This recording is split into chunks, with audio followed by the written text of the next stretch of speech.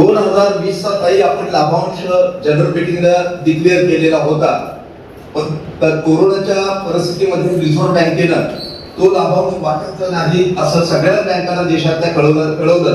त्यामुळे तो लाभांश आपल्याला वाटता आला नाही. त्याच्याविषयी पुणे जिल्हा बँकेनं माननीय सहकार आयुक्त यांच्या मार्फत रिझर्व्ह बँकेला विनंती केली की आमच्या जिल्ह्यामध्ये जी बँकामध्ये वैयक्तिक सभासद नाही, सहकारी संस्था आहेत आणि त्यांना लाभांश दिल्याशिवाय त्यांच्या नफा तोटा वाढणार नाही, याचा आपण समजुतीपूर्वक विचार करावा. आणि त्या बाबतीत रिझर्व्ह बँकेनं 2021 चा लाभांश द्यायला परवानगी दिली, पण 20 चा लाभांश देऊ नये असा आदेश काढल्यामुळे आपल्याला तो देता आलेला नाही. पण सर, कोरोनाच्या पार्श्वभूमीवर आज प्रत्येक शेतकऱ्याला याची गरज आहे की आपण जे इमारत निधी वगैरे इतर ठिकाणी 50-50, 60-60 लाख रुपये आपण देऊ केले, त्याच्यामध्ये घट करून या ठिकाणी लाभांश देण्यावर भर दिला तर कदाचित शेतकऱ्यांना दिलासा मिळेल असं शेतकऱ्यांना वाटतं, पण ते इथे बोलत नाहीये.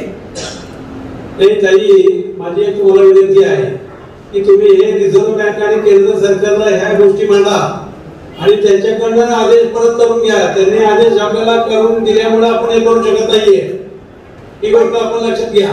पण आपण एका मिनिटात आपण देऊ, दुसरा मिनिट मी लागणार नाही.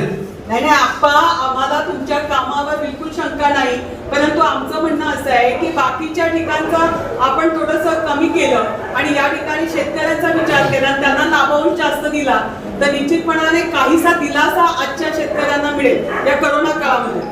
मॅडम, आमची द्यायची तयारी आहे ना, आम्ही लगेच एका मिनिटात. मी अजित पवार बोलतोय, राज्याचा अर्थमंत्री. मला थोडीफार अर्थाचं कळतं, दिलीपराव पण डीसीवर आहे.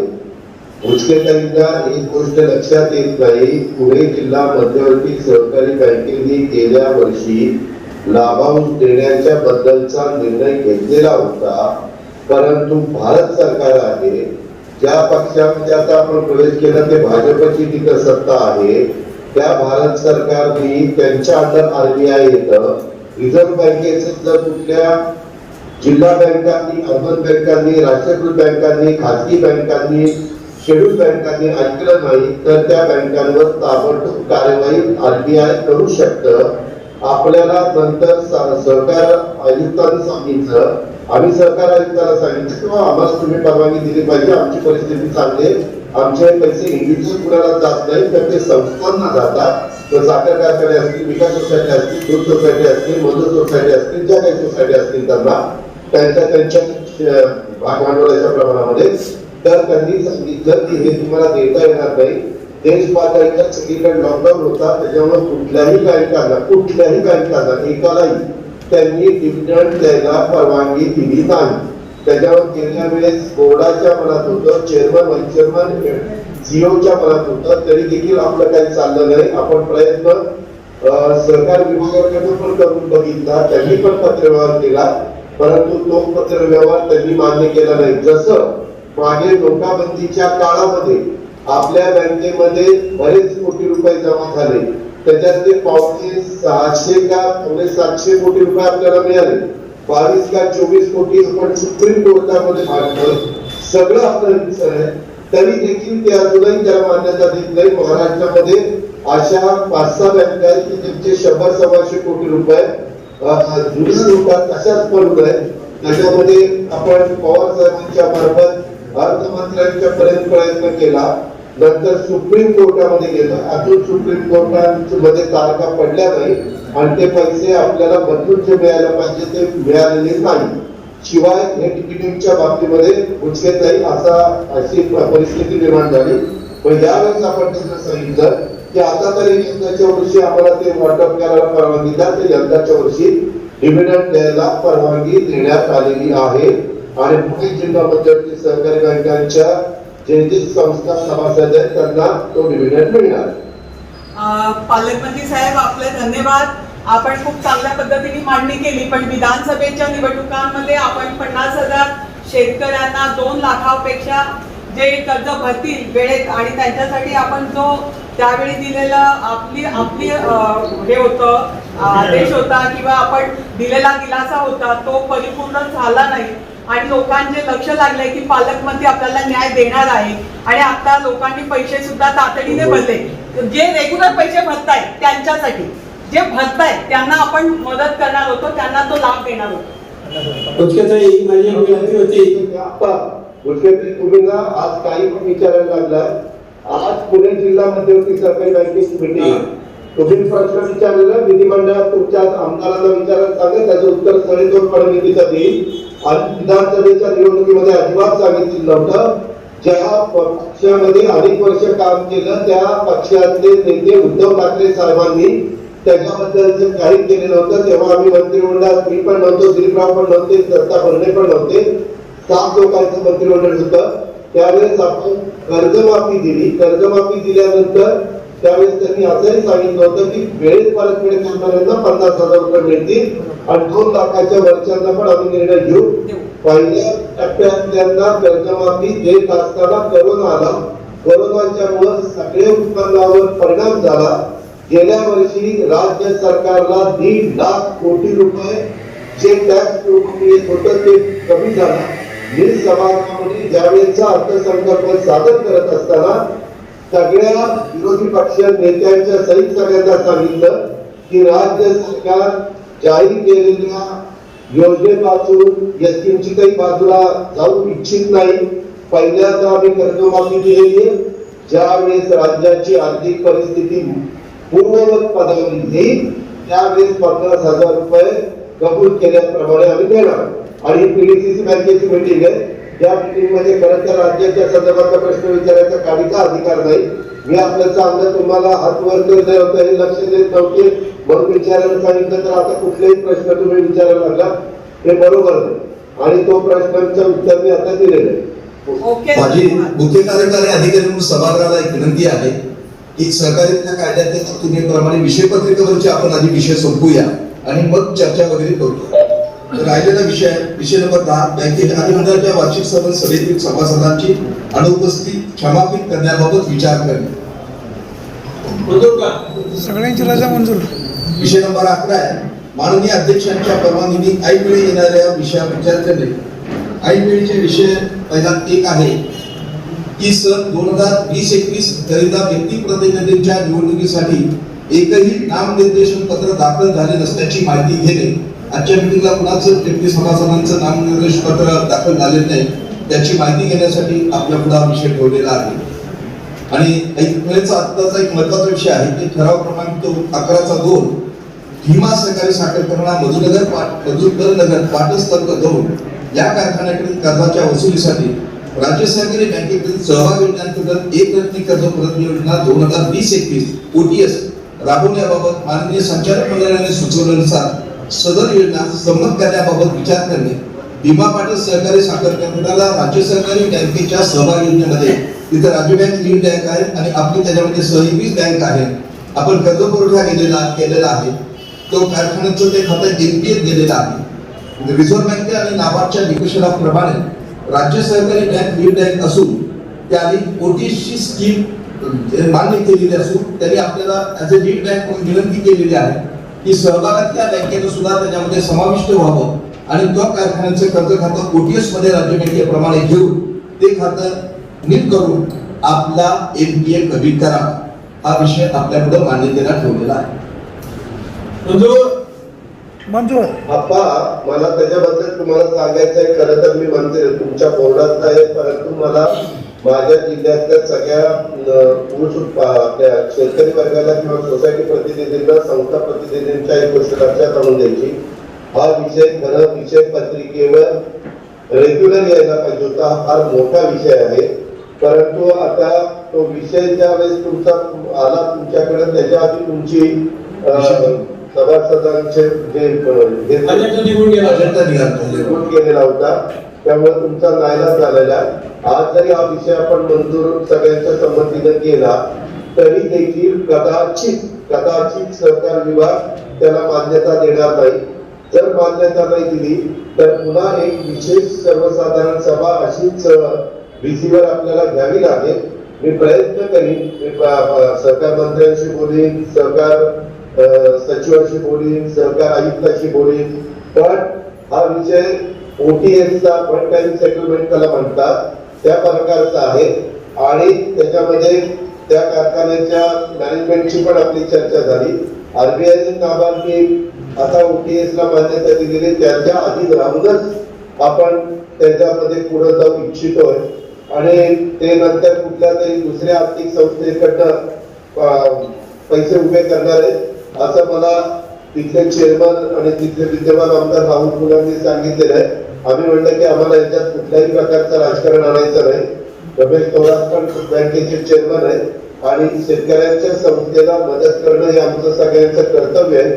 मागे असंच एकदा सारख्या वेळेस कोर्टात होते आणि आपण राजगड सहकारी साखर कारखान्याला पण अशाच पद्धतीचा निर्णय घेतला कारण आपल्या राज्यात जिल्ह्याचा एक कारखाना तोही त्याच्यातनं अडचणीत येऊ नये त्याच हेतूने भीमा सहकारी साखर कारखाना पाटास याचा हा विषय आहे.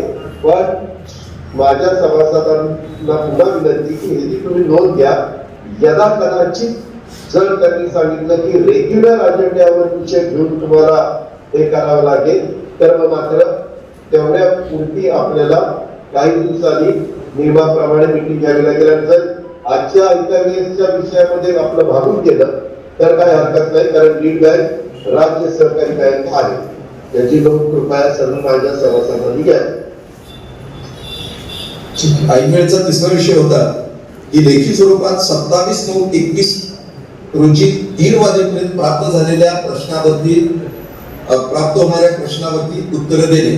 पण आज सकाळपर्यंत दोन आता एक मीटिंग चालू होईपर्यंत एकही लेखी स्वरूपात प्रश्न आलेला नाही. त्यानंतर माननीय अध्यक्ष साहेब ज्यांना आपण ढाली वितरण करतो त्यांची यादी डिक्लेअर करतील आणि ते संचालक त्या कोविडच्या दरम्यान तालुक्यामध्ये त्याच्यानंतर वाटप करते आणि त्यानंतर वाटल्यास पुढचा निर्णय अध्यक्ष साहेब घेतात. ढालीच्या आधी मला जरा बोलायचंय. आता माझ्या पुणे जिल्हा मध्यवर्ती सहकारी बँकेचे चेअरमन रमेश अप्पा, व्हाईस चेअरमन अर्चना, संचालक बोर्ड आणि सर्व माझ्या 13 तालुक्यातून आणि दोन्ही शहरातनं सहभागी झालेले ऑनलाईन ऑफलाईनचे सर्व सन्माननीय सभासद प्रतिनिधी संस्थांचे सर्व अधिकारी चव्हाण त्यांची सगळी टीम कर्मचारी PDCC बँकेचे पत्रकार मित्र बंधू भगिनी सर्व मित्रांनो, खरं तर गेल्या वर्षी पण मी आजपर्यंत अनेक वार्षिक सर्वसाधारण सभा मला राजकारण मध्ये संधी समाजकारणामध्ये संधी या पुणे जिल्हा मध्यवर्ती सहकारी बँकेने राज्य जिल्ह्याच्या स्तरावर गेली 91 साली आणि तेव्हापासून मी प्रत्येक वार्षिक सर्वसाधारण सभेला उपस्थित आहे. अपवाद गेल्या वर्षीचा एक होता आणि याही वेळेस ऑनलाईन असल्यामुळे माझा नाईलाज झाला. मंत्रालयात बऱ्याचशा महत्वाच्या मीटिंग आहेत त्याच्यामुळे मला इकडनं आपल्याशी संवाद साधायची संधी मिळाली. मगाशी आपल्या चेअरमन साहेबांनी साधारण वर्षभराचा आढावा तुमच्या समोर सगळ्यांच्या ठेवला. परंतु मी तुम्हाला सगळ्यांना सांगू इच्छितो की गेल्या 1.5 वर्षापासून आपण सर्वजण कोरोनाच्या संकटाचा सामना करतोय आणि गेल्या काही दिवसापासून जागतिक राष्ट्रीय स्थानिक अर्थव्यवस्था हळूहळू पूर्वपदावर येते. उद्योग असतील, व्यापार असतील, सेवा क्षेत्र असतील आता पूर्ण क्षमतेने हळूहळू सुरू होत आहे.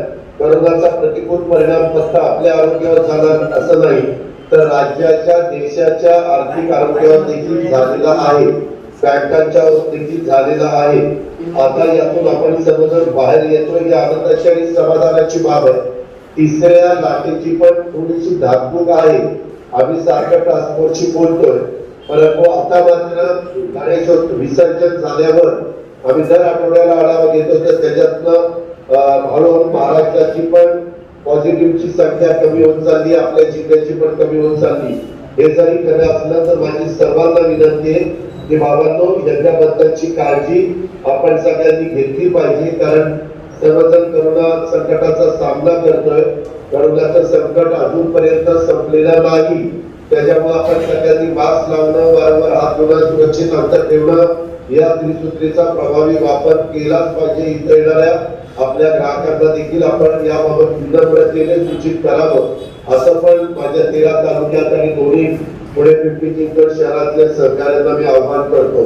या वार्षिक सर्वसाधारण सभेच्या निमित्तानं आता झालं काय की इतके दिवस आपण आपल्या स्वतःच्या नफ्यातून म्हणजे यंदा तुम्हाला मगाशी आपण सांगितलेलंच आहे तरी देखील मी रिपीट करतो. मार्च 2021 अखेर बँकेला 282 कोटी 51 लाखाचा ढोबळ नफा झाला. ढोबळ आणि 227,66,00,000 रुपयाची आपण तरतूद केली. ही तरतूद केल्यानंतर 55,10,00,000चा निव्वळ नफा झालाय. आणि तुमच्या माझ्या सर्वांच्या दृष्टीने आपल्या बापदादांनी जी बँक काढलेली आहे ती बँक आजही अतिशय सुस्थितीत आहे.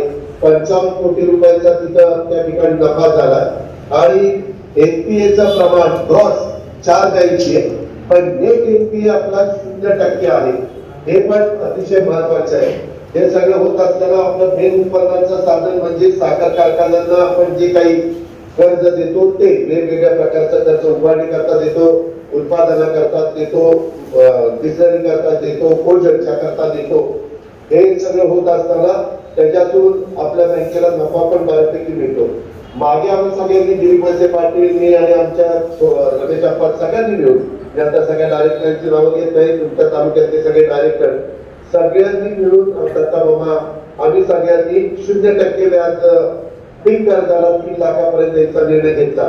पण तुमच्या सगळ्यांच्या पाठींब्यामुळे आमच्या सारख्यांना महाविकास आघाडीमध्ये काम करायची संधी मिळाली आणि मग आम्ही उद्धव ठाकरे साहेबांना पटवून दिलं की ठाकरे साहेब आपण जर राज्यातल्या तमाम शेतकऱ्यांना 0% व्याजाने 3 लाखापर्यंत पीक कर्ज दिलं तर शेतकऱ्याला सावकाराच्या दारात जावं लागणार नाही. त्याच्यात थोडस आर्थिक परिस्थिती सुधारण्याच्या करता मदत होईल आणि एक चांगला निर्णय या सरकारने शेतकऱ्यांच्या करता घेतला असं एक आपल्याला मनापासून समाधान मिळेल.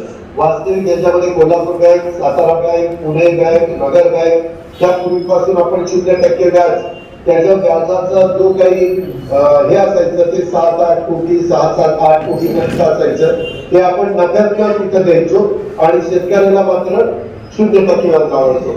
माझी आपल्याला विनंती आहे की आता तर हे वर्ष जवळपास 6 महिने होऊन गेले, परंतु पुढच्या वर्षीपासून बँकेचा आता निवडणूक लागणार आहे. निवडणुकीच्या निमित्तानं ज्याला कुणाला उभं राहायचंय त्याला उभा आहे. त्याच्यामध्ये माझा या बँकेशी 30 वर्षाचा संबंध असल्यामुळं मी दिलीपराव आम्ही काही जण मिळून समविचारी लोकांना एकत्र घेऊन त्याला करण्याचा प्रयत्न करणार आहे. ज्यांना ते योग्य वाटेल त्यांनी पाठीशी उभं राहावं, ज्यांना योग्य वाटणार नाही त्यांनी विरोध बाजूनी पण उभं राहावं. लोकशाहीमध्ये ते चालणार, त्या गुणामध्ये मी जास्त जात नाही. पण पुढं मला असं वाटतं दिलीपराव पाटील, दत्ताभाऊ वर्ले, रमेश अप्पा चव्हाण की आपण आता 3 लाखापर्यंत जे आपल्याला भार उचलावा लागायचा. चव्हाण तो किती कोटी रुपये होता दरवर्षीचा? 6 कोटी 5 लाख. आपण 6 कोटी 7 कोटी 5 लाख. आता 6 कोटी 5 लाख तुम्हाला राज्य सरकारच्या तिजोरीत मिळणार, म्हणजे तो आपल्याला भार आता कमी होणार. आता माझ्या डोक्यात असं आलेलं आहे की 5 लाखापर्यंत 0% व्याज करायचं पीक कर्जाला, म्हणजे शेतकऱ्याला अजून त्याच्यामध्ये मदत होईल. 30 लाखापर्यंत राज्य सरकार देईल, 6 कोटी वगैरे काय असतं ते, आणि वरच्या 2 लाख म्हणजे वरचा जो शेतकरी असेल 4 लाख किंवा 500 लाख देणारा त्याचे 0% आपण भरायचे. तिची रक्कम पण अंदाजे 7-8 कोटी रुपये होईल, अंदाजे तशी होईल असं प्रस्ताव आहे अजून. कारण त्याला मला तुमच्या बोर्डाची पण मान्यता लागेल, त्याला मला सहकार विभागाची पण मान्यता घ्यावी लागेल. पण साधारण आपण सगळेजण शेतकरी आहोत.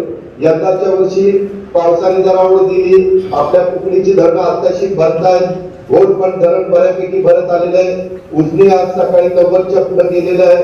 इकडची पण वरसगाव, पायचेत, खडकवासला, टेंगर, चास कमान, पवना, बाबास्केड ही सगळी धरणं भरत आलेली आहेत, भरलेली आहेत. त्याच्यामुळे यंदाचा उन्हाळा आपल्याला चांगला जाईल. त्याच्यामुळे तुम्हा पण शेतकऱ्यांनी जी काही तुम्हाला पिकं घ्यायची ती घ्या, योग्य पद्धतीने पाण्याचा वापर करा. पाण्याचं नियोजन करण्याच्या करता मंत्रिमंडळात मी किंवा दिलीपचे पाटील, दत्ता मामा आम्ही सगळे कालवा सल्लागार समितीमध्ये असतो.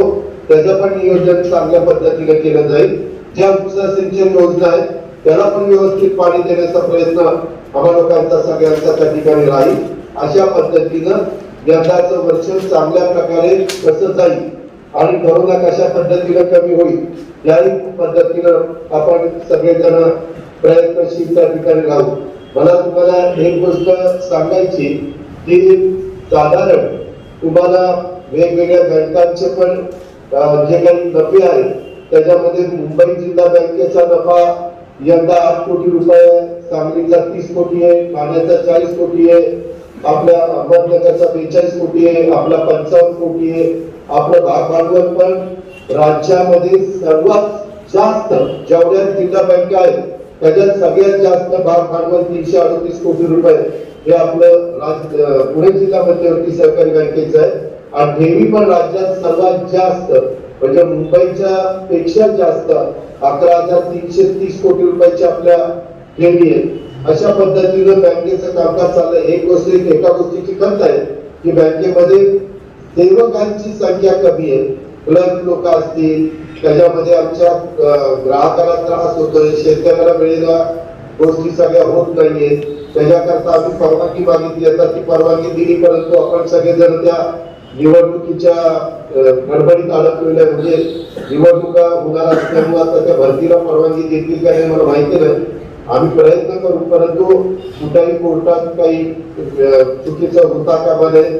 जे काही नियम ठरवून दिलेले त्या नियमाचं तंतोतंत पालन केलं जाईल अशा पद्धतीनं पुणे जिल्हा मध्यवर्ती सहकारी बँकेच्या चेअरमन, व्हाईस चेअरमन त्यांच्या संचालक करण्याचा प्रयत्न राहणार आहे.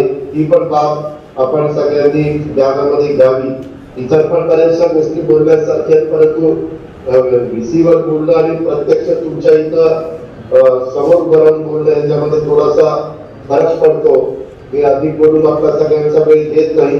इतरही काही तुमच्या मनामध्ये काही मुद्दे असतील तर त्याच्यामध्ये केव्हाही आम्ही तर दर आठवड्याला पुण्यामध्ये असतो.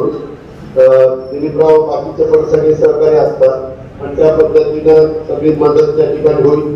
मात्र नवीन जे काही सहकाराच्या बँकांच्या संदर्भामध्ये काही काळजी वगैरे करण्याचा प्रयत्न चालू आहे त्याच्यात मोठ्या प्रमाणावर शेतकऱ्यांच्या हातातल्या बँका त्या आरबीआय स्वतःच्या हातामध्ये घेण्याचा प्रयत्न त्या ठिकाणी करत आहे.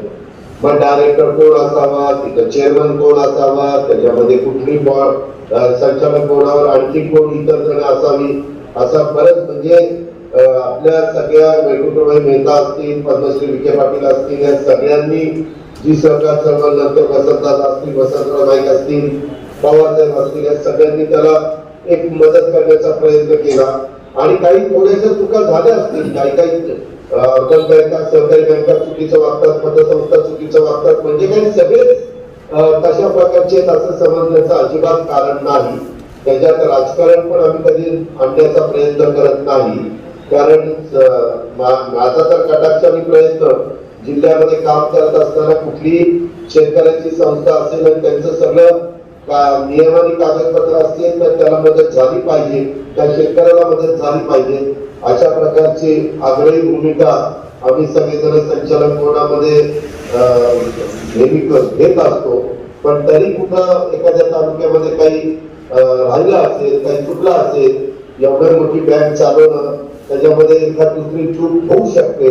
पण तुम्ही मला किंवा आमच्या सहकार्यांना लक्षामध्ये आणून दिली तर निश्चितपणे त्याची नोंद घेऊन त्याच्यात दुरुस्ती करण्याची पण तयारी ही आम्हा लोकांची कालही होती, आजही आहे. उद्याही तुम्ही जर आम्हाला पुन्हा आशीर्वाद दिले, पाठबळ दिलं तर निश्चितपणे उद्या पण त्या ठिकाणी राहील. अशा प्रकारची पण खात्री मी आपल्या सर्वांना या निमित्तानं देतो आणि माझे 2 शब्द संपवतो. जय हिंद, जय महाराष्ट्र. मला एक विषय महत्वाचा मानतो. आपण आहात उपमुख्यमंत्री वळसे पाटील साहेब आहे, दत्ताभाऊ बर्णे आहे. बऱ्याचशा लोकांची मागणी आपल्या जिल्हा केडर जे आहे या संदर्भात आपली चर्चा झालेली आहे. आपल्या 50 कोटीच्या एफडी आहे म्हणजे जिल्हा केडरच्या, आणि म्हणून हे जिल्हा केडर जिल्हा बँकेच्या अंडर राहावं अशा प्रकारची जिल्हा बँकेच्या संचालक मंडळाची बी विनंती आहे आणि सर्व शेतकऱ्यांची आणि सगळ्या संस्थांची सुद्धा विनंती आहे. त्याची नोंद आपण ठिकाणी घेऊन त्याला तो लवकरात लवकर पारित करावा अशी माझी विनंती आहे. आपा तुमच्या मताशी आम्ही 100% सहमत आहे. सातारा जिल्हा बँकेची पण तीच अडचण आहे. तिथं स्वतः बोर्डामध्ये सहकार मंत्री बाळासाहेब पाटील आहेत. मी बाळासाहेब पाटलांना सांगितलं की त्याच्याकरता एखादा अध्यादेश काढायचा असेल, एखादी काही सूचना म्हणजे नियम काही हे करायचा असेल तर आपण ते करू, परंतु हे सगळे पैसे आमच्या शेतकऱ्यांचे आहेत आणि ते आम्ही जय वर्गणीच्या माध्यमातून जमा केलेले आहेत आणि त्याच्यातून आमच्या ग्रामीण भागातल्या सोसायट्यांच्या सचिवांची पगार व्हावी, त्यांचं व्यवस्थितपणे त्याच्यातलं मानधन त्यांना मिळावं, ही त्याच्या पाठीमागची आमची कल्पना आहे. कारण ह्याच्यात राज्य सरकारचा तसा अर्थार्थी काही संबंध नाही, परंतु मधल्या काळामध्ये केंद्र सरकारने सहकार्याच्या बद्दलचे काही कायद्यामध्ये दुरुस्ती केल्यामुळं हे जे जिल्हाकरण होतं ते बाजूला गेलेलं आहे. पण म्हणलं इतर बँकांचं काय करायचं ते त्या बँका ठरवतील, पण आपल्या सातारा, पुण्या आणि ज्या जिल्हा बँकांना अशा पद्धतीनं काढायला पाहिजे असेल तर तशा प्रकारे त्याला तुम्ही मान्यता द्या आणि वाटल्यास त्याला चेअरमन म्हणून जिल्हा मध्यवर्ती सहकारी बँकेचे प्रमुख राहतील आणि तुम्हाला थोडंफार त्याच्यामध्ये लक्ष ठेवायचं असेल तर तुम्ही DDR सदस्य सचिव करा, म्हणजे बघा काही वेगळं काही होतंय का नाही. पण चेअरमन मात्र लोकांच्या निवडून गेलेला बँकेवरचा जो चेअरमन असेल तो तिकडचा पण चेअरमन असला पाहिजे असं मी त्यांना सांगितलंय. ते म्हणले की दादा आम्ही त्याच्यातून मार्ग काढून लवकरच काय तो निर्णय देऊ. थँक्यू दादा. मी एकदा ज्या संस्थांना गाली मिळालेल्या आहेत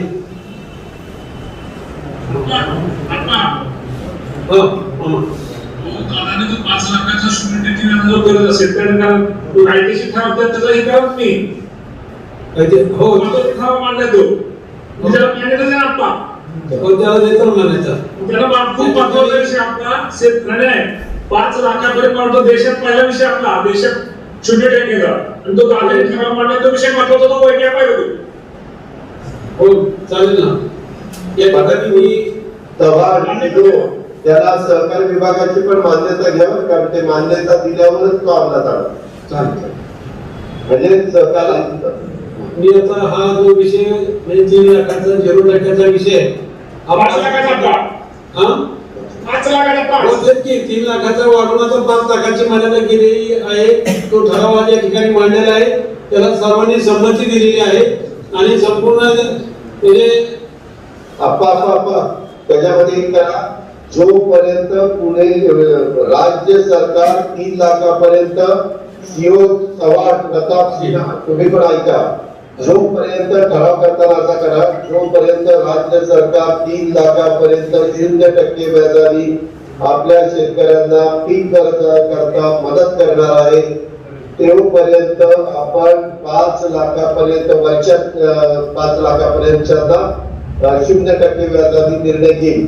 कारण आज आम्ही सरकारमध्ये उद्या जर काय आम्ही काय स्थापना विचारणार नाही आलो, त्याच्यामुळे उद्या जर कोणी वेगळ्या विचारांची लोक आली आणि त्यांनी ते 0%चं काढलं तर मग मात्र आपल्यावर तो भूदंड डबल होईल. त्याच्यामुळे ते नियम करतात म्हणजे ठराव करताना हे 3 लाखाचं जोपर्यंत चालू आहे तोपर्यंत वरच्या 2 लाखवाल्यांना 0%चं ते आपल्या नफ्यातनं आपण देऊ आणि ज्यावेळेस ते बंद होईल त्यावेळेस पुन्हा मग आपण 3 लाखापर्यंत असं काय. ओके धन्यवाद. या ठिकाणी सन 2020-21 या आर्थिक वर्षात उत्कृष्ट काम केल्याबद्दल या सहकारी संस्थांना जिल्हा स्तरावर व तालुका स्तरावर कायमस्वरूपी ढाली देण्यात येणार आहे. अशा संस्थांची नावे खालीलप्रमाणे. आता बागायत बारामती मध्ये सांगवी हनुमान विकास सोसायटी सांगवी तालुका बारामती जिल्हा पुणे. जिरायत आंबेगाव विरपूरसर. झारखरवाडी विकास सेवा सहकारी संस्था झारखरवाडी तालुका आंबेगाव जिल्हा पुणे आणि डोंगराव भोर किकवी विकास सेवा सहकारी संस्था कोकापूर किकवी तालुका भोर जिल्हा पुणे. आता तालुका स्तरावर उत्तम काम केल्याबद्दल कायमस्वरूपी ढाल देण्याकरता तालुका संस्थांची निवड करण्यात आलेली आहे. आंबेगाव कोळेगाव गिरवली ग्राम विकास सेवा सहकारी संस्था मुक्कामपूर गिरवली तालुका आंबेगाव जिल्हा पुणे. बारामती खांडर श्री खांडेश्वर विकास सहकारी संस्था लिमिटेड खांडर तालुका बारामती जिल्हा पुणे. भोर नसरापूर डुंबरे विकास सहकारी संस्था मुक्कामपूर डुंबरे तालुका भोर जिल्हा पुणे. दौंड कडेठाण विकास संस्था मुक्कामपूर कडेठाण तालुका दौंड जिल्हा पुणे.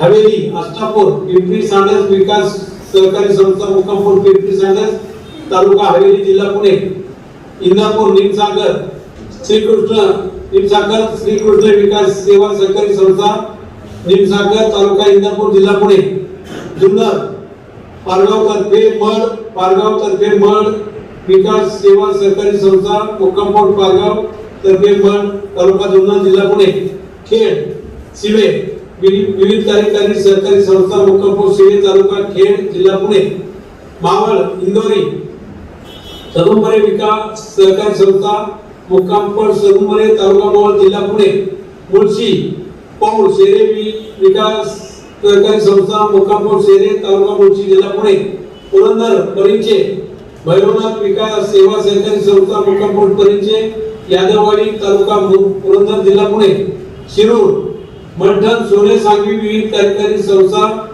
मुक्कामपूर सोने सांगवी पोस्ट निमगाव भोगी तालुका शिरूर जिल्हा पुणे, बेल्ला साखर मंजारी असगी विविध कार्यकारी सेवा सहकारी सोसायटी मंजारी असगी तालुका वेल्हा जिल्हा पुणे, बिगर शेती सहकारी संस्था पगारदार पतसंस्था पिंपरी चिंचवड महानगरपालिका सेवक सहकारी पतसंस्था मर्यादित पिंपरी पुणे.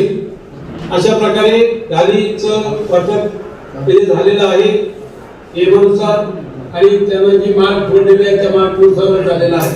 त्यांना आपापल्या तालुक्यामध्ये जेथे जे संचालक ज्या तालुक्यात असतील त्यांनी त्या तालुका पातळीवर ते कार्यक्रम करावेत आणि त्या गाडीचे वितरण करावं अशा प्रकारची विनंती मी सगळ्या संचालक मंडळाला या ठिकाणी करतो. जय हिंद, जय महाराष्ट्र, जय सरकार.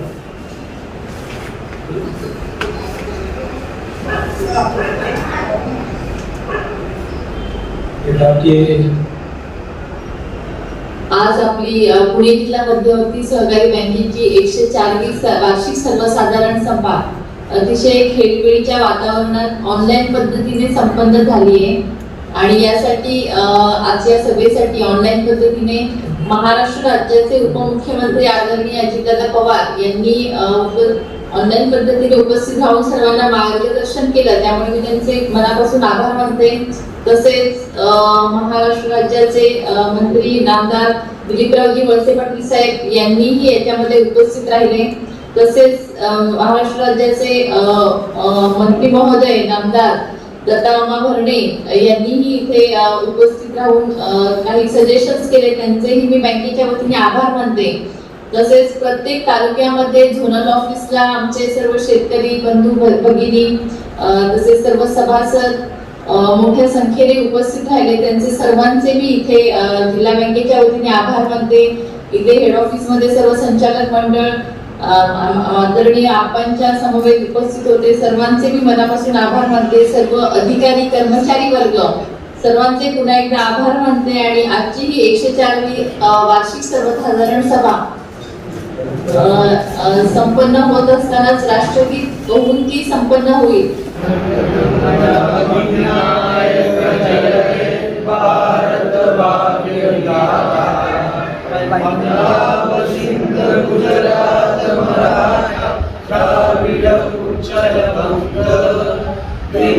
हिमाचल यमुना गंगा उच्चल जल तरंग तव शुभ नामे गावे तव शुभ आशीष मागे गाये तव जय गाथा जनगण मंगलदायक जय भारत भाग्य विधाता जय जय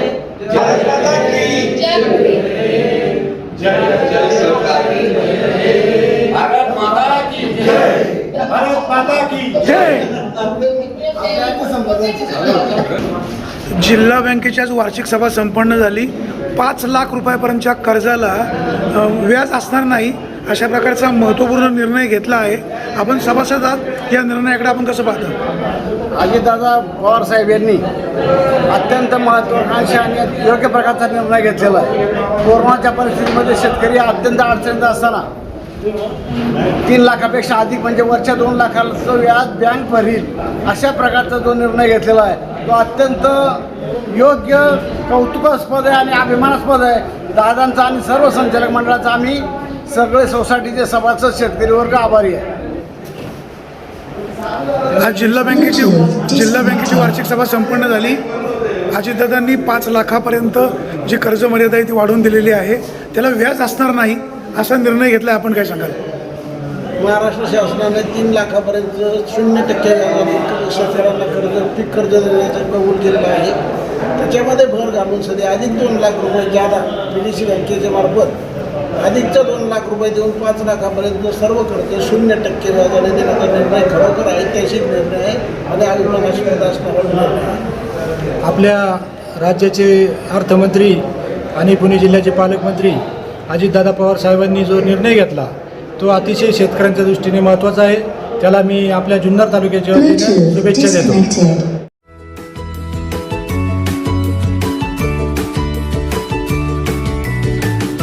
बातम्या शेतीच्या,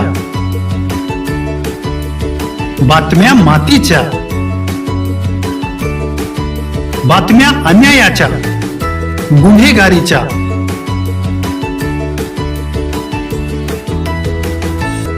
राजकारणाच्या आणि समाजकारणाच्या,